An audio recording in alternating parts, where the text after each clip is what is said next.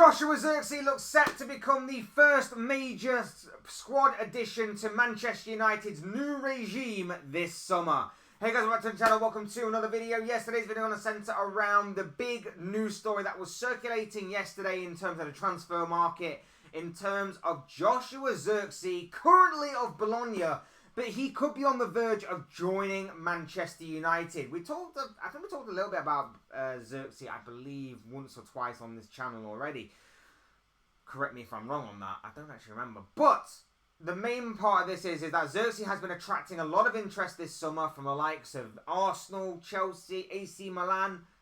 But it seems that Manchester United are closing in on making their first signing of the summer under the new regime and under a new dawning of a new era at Manchester United. We're going to be talking about Zirkzee and Manchester United in this video. We're going to be talking about what David Ornstein and Fabrizio Romano have had to say about it, as well as my own thoughts and comments and everything else on this particular transfer story. But before we get any further and talk about all that, I would like to remind you all to please like the video and also subscribe if you're new. Both things are always incredibly greatly appreciated. Get involved in the comment section as well. Share a lot of interesting thoughts, comments, opinions, predictions, feelings, whatever you want to call it on this potential transfer story that will make for great interesting reading, I'm sure. So please do use and abuse that comment section, people. I'd love to hear from you all on this. But without further ado, let's get on with the main bulk of the video, which revolves around Joshua Zirkzee and Manchester United. So yesterday, the big news story circulating around the footballing world was, of course, about Joshua Zirkzee. David Ornstein and Fabrizio Romano were all over this yesterday, and they basically were stating that Man United are very close to striking a deal with Bologna for the 23-year-old striker. This is all but done and dusted. It just seems that we are waiting on a structure for the deal to be struck, to be completed, and then of course you've got the formalities of a medical, tying up the loose ends before official announcement. But everything on the player to club side of things seems to be agreed. Personal terms are no issue whatsoever, as you probably would expect. United are fully on board with this, and it does seem that they are closing in on their first major addition to their squad this summer. David Ornstein tweeted out yesterday, going, Manchester United working to finalise signing of Bologna striker Joshua Zirkzee. Personal terms and agent commissions for 23-year-old in place. Club talks continue. Manchester United exploring whether to activate €40 million release clause or agree separate price, but deal now close. And then Romano followed up with Manchester United and Joshua Zirkzee almost there. Man United have now informed Bologna about agreement reached with Zirkzee over personal terms, also done with Zirkzee's agent as well. Man United talking to Bologna about new deal structure, or they can trigger €40 million release clause in his contract. Simple as that. It does seem like this is pretty much a done and dusted deal. Now, as I'll always say with these kinds of things, I am a Liverpool fan. Welcome to the channel if you're new and you don't know that. I am a Liverpool fan. I'll always try and tackle rival fan videos with a sense of neutrality and try and be open, honest and fair as I can. But this looks like a decent deal for Manchester United. Now, I agree that I admit that I don't have the best view on Joshua Zirkzee, mainly because I don't really watch him religiously. I may have caught the odd Bologna game here and there when watching maybe an AC Milan game or an Inter Milan game or whatever it may be. Whenever they play Bologna, maybe I saw him in passing, but I don't know a great deal about him. I know a tiny bit, but mainly the main bulk of what I'm about to say here is mainly done through research, mainly done through what I've been hearing, what I've been listening to, what I've been watching and listening and all of that stuff, and what I've read as well. So yeah, just obviously do your own research on this kind of thing. Don't just take my word for it, but there is obviously a little bit of what I already know combined with what I've had to research when I do talk about Zirkzee going forward. What we know about the story so far is that obviously Zirkzee's attracted a lot of interest this summer. Arsenal, AC Milan, Chelsea, and of course Manchester United all seemingly have been jostling for position, keeping him on their radar and keeping tabs on this potential story. United have seemingly hijacked the deal from AC Milan, who were once seen as the favourites to sign him. They were seemingly in pole position, but they weren't prepared to pay the huge agent fee, which has seemingly been a stumbling block for them. No such problem for Manchester United, who are seemingly willing to pay that agent fee, and now the only hold-up on the deal is involving the deal structure.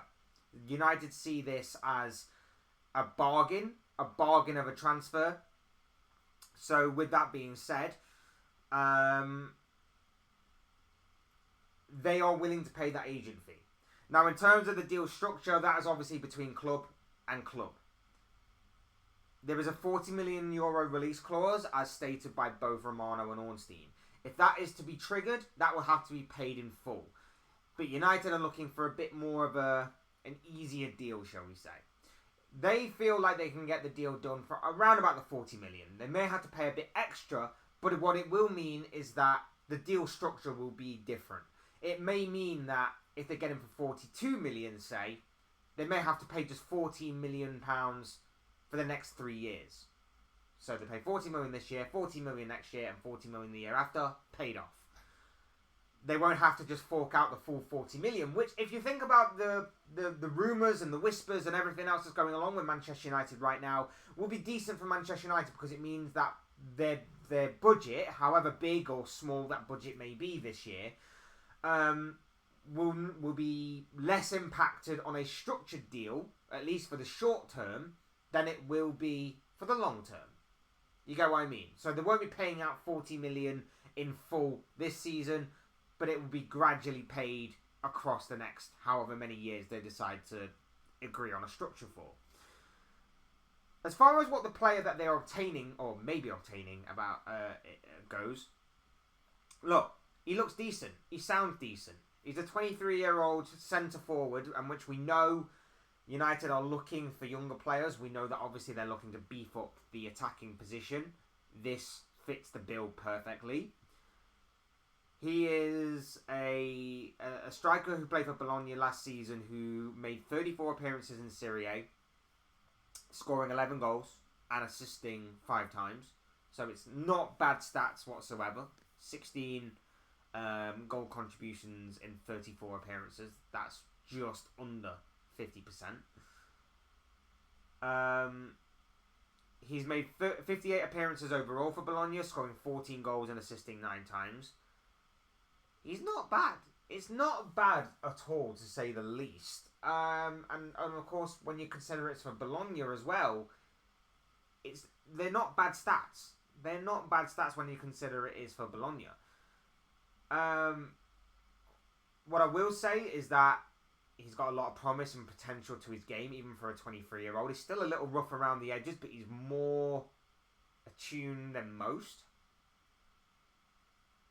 I feel like with better players around him, with more supply, he'll obviously get better. He'll obviously grow and evolve his game.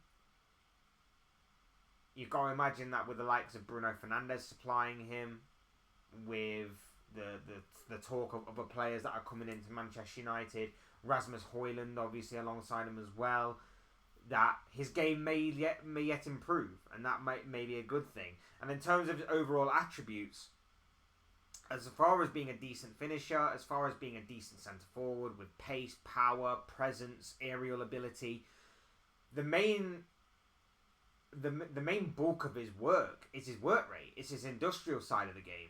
He works very, very hard. He likes putting in a challenge or two. He's picked up 8 yellow cards for Bologna last season.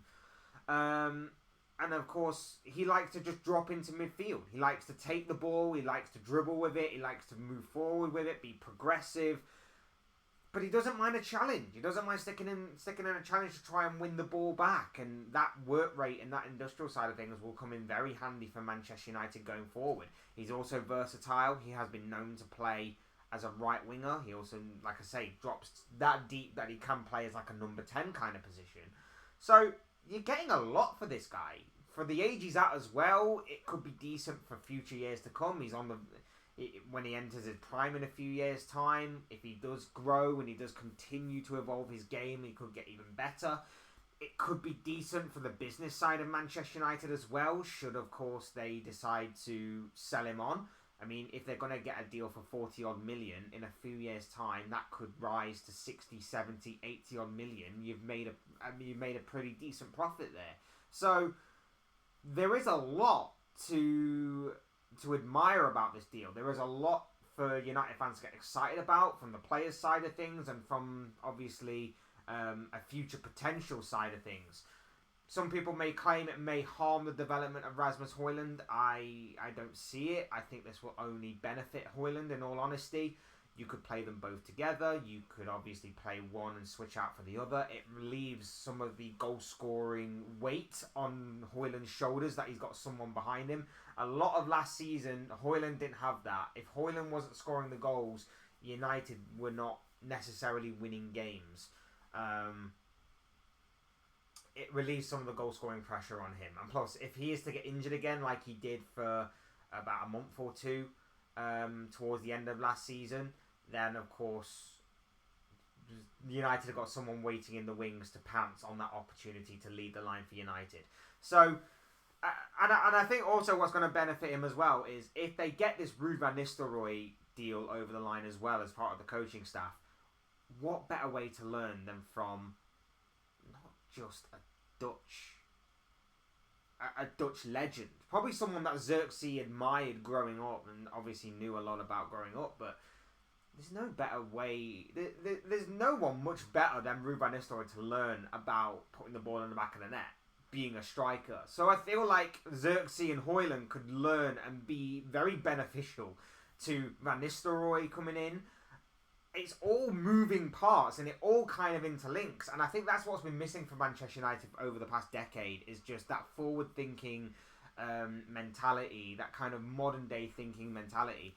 And as I said last week, I think I did a couple of videos on United because they're doing a lot right now. So them bringing in Dan Ashworth, them bringing in Jason Wilcox, them bringing in Omar Barada, them looking at the likes of Matthijs de Ligt, Joshua Zirkzee, Manuel Ugarte as well, one or two other names that are also floating around, and obviously re-signing Erik ten Hag. Like, there's a lot there to be unpacked with Manchester United, and I'm just thinking, like, how dangerous it could be going forward. Obviously, the proof will be in the pudding, of course, but United are slowly but surely making moves, putting the wheels in motion, saying and doing all the right things that makes me think it won't happen overnight, but given a year, 2 years, 3 years down the line, United will be back to where they want to be. And that is a frightening prospect for rival fans and for any fan that isn't Manchester United. And I hate to admit it, and I hate to say these kinds of things, but unfortunately, that's just the way that I see it. Joshua Zirkzee could be the beginning of the new regime at Manchester United. And it does seem like the deal is pretty much done and dusted. And like I say, for the kind of player that they are getting, it does make sense. Are there other areas of this Manchester United team that need to be improved upon, upgraded, bulked up? Absolutely. But we all knew that the striker situation was going to be addressed. Rasmus Højlund can't carry the weight of goal-scoring expectation on his shoulder throughout the entire course of the season again. He needed some backup, and I think you've got a decent backup there in Joshua Zirkzee. Bringing Ruud van Nistelrooy, them two especially are going to learn a hell of a lot from that guy in terms of being a striker and goal-scoring and all of that good stuff. So, yeah, it's... I can't fault United on this one. I think it is a decent deal to be done. I see a lot of value in it, not just from what they can get out of the player, but from maybe what they can get out of a potential sale in the future and all of that stuff as well. I see this as a decent move for United, but of course these are just the thoughts, comments, opinions, predictions, feelings, whatever you want to call it, of this guy. I want to know what you guys think. What do you make of Joshua Zirkzee, currently of Bologna, but closing in on a move to Manchester United? Let me know what you guys think about this potential transfer story. I mean, by the time you're actually watching this, obviously the deal could be struck and it could actually be happening right now. So obviously, we'll see on that one. But like I say, let me know what you guys think and feel on this. Your thoughts, comments, opinions, predictions, feelings, whatever you want to call it, will make for great and interesting reading, I'm sure, down below. Use and abuse that comment section, people. Otherwise, hit the like button on the way up if you enjoyed the video. Subscribe if you are new and want to see more content like this. Both things are always and forever greatly appreciated. And as always, thank you all so much for watching and listening. I've been Fletch. This has been another Fletch Talks video, and I'll see you speak to you all again soon in another video or live stream or whatever it may be. Cheers, guys. Thanks for watching. Take care. Enjoy the rest of your day. Speak to you all again very, very soon.